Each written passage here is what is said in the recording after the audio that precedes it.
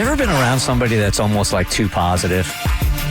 Like their optimism and them, I think you want to live your life like this. Like, there's learning in everything. Even the negative situations can be turned positive. I think we all want to live that. But when you're faced with it with a friend, does it sometimes become annoying? Yes. No, there is a thing called toxic positivity. Really? Yes. I've never heard of this. You haven't? No. Yes. What is that? So toxic positivity is basically, oh God, how would you describe it, Cassie? I mean, from what I've read and what I've seen, when things go wrong, it's okay to feel bad. It's the people that are like, buck up, it'll be okay. Like, no, sometimes it's okay to sit in your sadness and to feel something, and it's okay to not be okay. It's one of those deals. And the toxic positivity kind of makes you feel bad for feeling bad. And you shouldn't ever feel bad for feeling bad, because sometimes life sucks and life isn't fair and things happen, and you're okay to feel sad or mad or unhappy. Like, those are all valid emotions. But a person who exhibits toxic positivity doesn't allow you to really feel those emotions. Instead, they're like, no, you got to put a smile on your face. You got to buck up, buttercup. It's that mentality. Mm-hmm. It's very dismissive of your feelings. Like the same way if you talk to someone and they're negative every single time you talk to them, it's toxic. Same with positive people. You're like, God, is anything wrong? Can you show an emotion besides this false positivity for once in your life? At some point, it feels fake. Yeah. Almost when you're listening to it. Really, right? And it's different from looking on the bright side. Like, I think it's always good to try and find the positive in situations. But like Kristen said, you find that after you've dealt with your very valid emotions. It is okay to be angry and sad in life. Okay, so if you're the person that's around the positive person and they are annoying you, does that make you an a-hole? Which is what this email is all about. And if you have something going on in your life, you want to share it with the Bert Show, we'll tell you if you're an a-hole or not. I mean, we got a panel of a-holes here. Hit us up. Speak for yourself. Bert Show. I know this is going to make me sound bad, so I'm leaving my name out of it.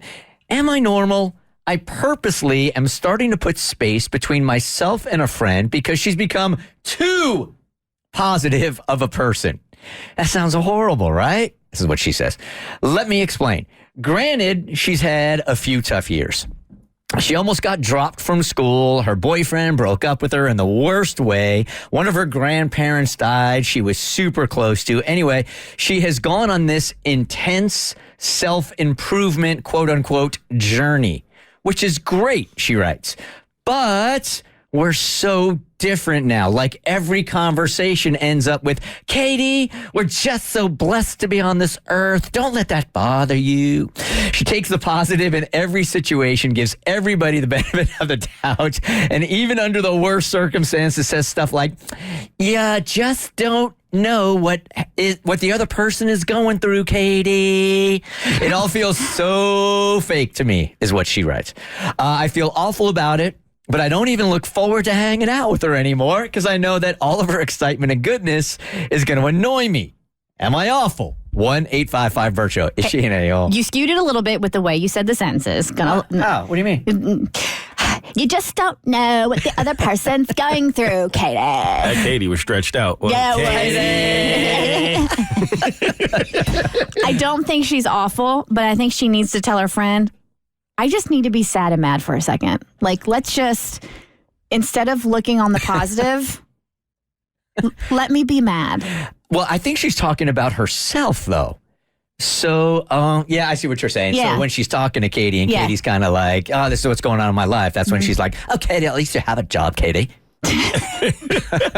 So with my friends, I have a couple friends that are like this. And I feel bad when I try to tell them to not be as positive. So I don't do that. Because I'm like, you know what I mean? If that's how you handle it, you should handle it that way. But I just adjust.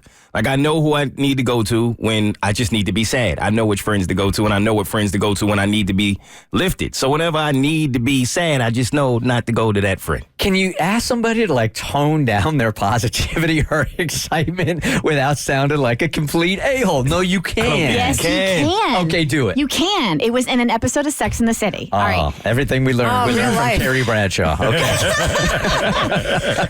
It was between Carrie and Samantha. And Samantha had got diagnosed with cancer, caught it early, and they were treating it right. And everybody was being like super, super positive.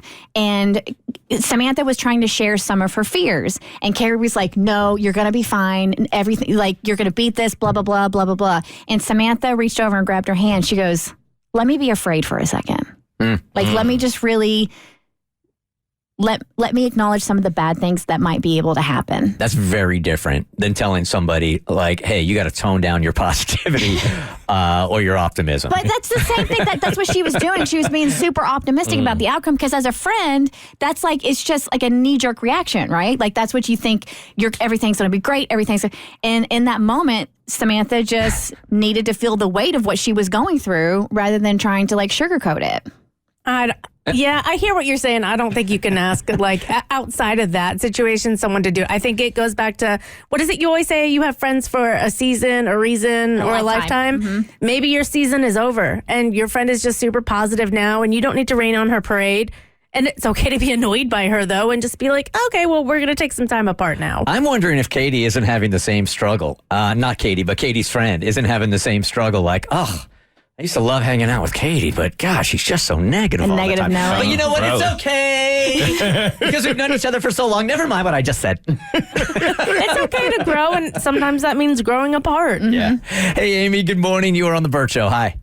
Hi. I was just saying that Katie sounds like she really needs to vent, and I think her friend maybe has gotten to a point in her life where she's not able to listen to other people's, like, emotional, like, trouble. Talk to about her feelings, and her friend's gotten to the point where she can't listen anymore.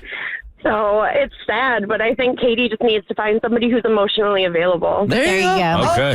Like advice. a therapist. All right. Yeah. There are people you can pay to do that instead of trauma dumping on your friends. The Bert Show. Like what you just watched? Well, you can get a lot more of The Bert Show for free on Apple, Spotify, or wherever you get your favorite podcasts.